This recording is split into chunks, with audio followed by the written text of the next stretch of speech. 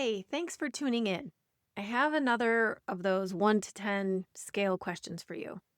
How fulfilled are you in your current job? If you had to rate the level of joy that your job brings to you on a scale of 1 to 10, with 10 being the most joy you can imagine, what would that number be? And why did you choose that number? If it's less than 10, what would need to be true to make it a 10? I was in the corporate world for almost 30 years before stepping into the world of entrepreneurship. And about 20 of those years were spent in human resources and talent development. So I've had lots of conversations with people at all levels of the joy scale. And you know what's interesting? Of the hundreds of people I've either coached or guided, a very small percentage of them would say that they love their work. A larger percentage were very unhappy. And an even larger percentage than that would say they're somewhere in between dissatisfied and just okay. As a life and leadership coach, career is a huge topic of conversation and one of the biggest things we tolerate in life because we don't know another way. This is one of the most common things that people say to me about their career. They'll say things like, I'm not miserable enough to quit, but I'm not happy either. Or I should be grateful, but I'm bored, tired, or low-key resentful. Or they'll say, I don't even know what I want. I just know that this isn't it. And usually the problem isn't that you chose the wrong career or that you're doing something wrong. It's that your job is pulling away too much energy from parts of you that are already tired and exhausted. And recently I started researching a tool that sparked my interest from a podcast I was listening to. And it's called The 6 Types of Working Genius by Patrick Lencioni. So I took the assessment online. And 2 minutes later, I received a report that really dialed in my particular working style, and I thought that was pretty cool. And this framework helped me understand why I could be successful on paper and still feel bored and burnt out. And I want to share what I'm learning about this thing called working genius because sometimes it's just helpful to be able to name what's happening instead of feeling some sort of way and not knowing why or what to do about it. So here's the gist from my perspective. We all have 2 areas where we naturally shine and feel energized. We also have 2 areas that we're fine at, but we don't love. And then 2 areas that drain us more than we realize. So when your job keeps you parked in those draining areas all day, even a decent job can start to feel unbearable. So let me walk you through the 6 types. And as you listen, just notice your reactions. Pay attention to where you feel a little spark and where your body just kind of sinks. So let's geek out about the 6 types of working genius. And it's in the acronym WIDGET, which I think is kind of fun. So the first one is wonder, and that's the W. So wonder is curiosity. It's noticing what's not working or what could be better. And these are the people who ask questions like, why do we do it this way? Is this actually working? This is one of my geniuses, my working genius. So I naturally see gaps and possibilities. And if I don't get to spend time in this genius at all, I feel restless and really boxed in. The next one is invention. And this is coming up with ideas and solutions. And this is my other genius. I love brainstorming. I love connecting dots and looking at patterns and imagining what could be. If you give me a problem and space to think creatively, I am so energized.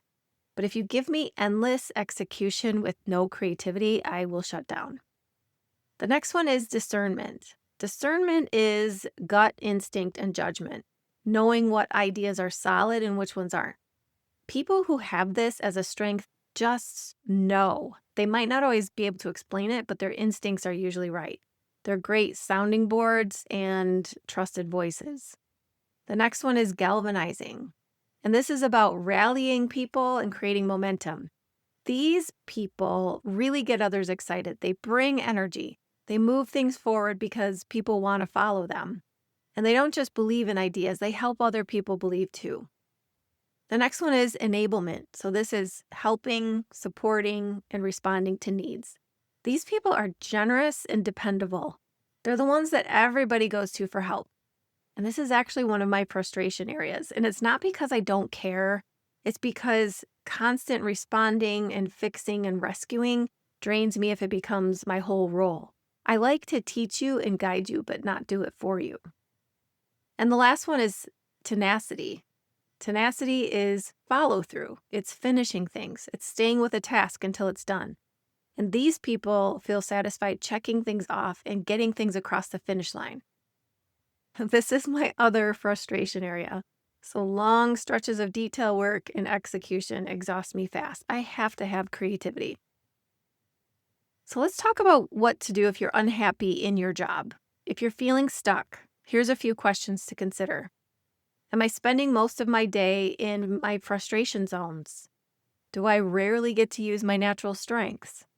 Am I tired in a way that rest doesn't really fix?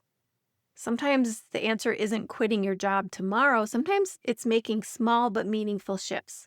So here's a few ideas. Ask for projects that play to your strengths.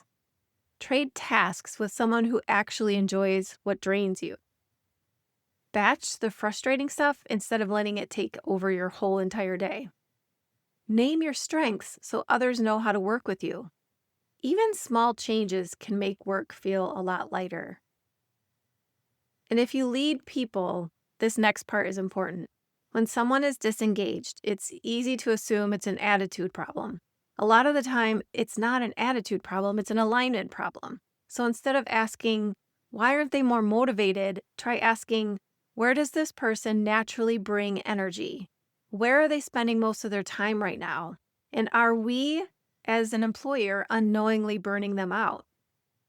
When teams understand a person's working genius, frustration stops being personal, people communicate better, resentment drops, collaboration improves.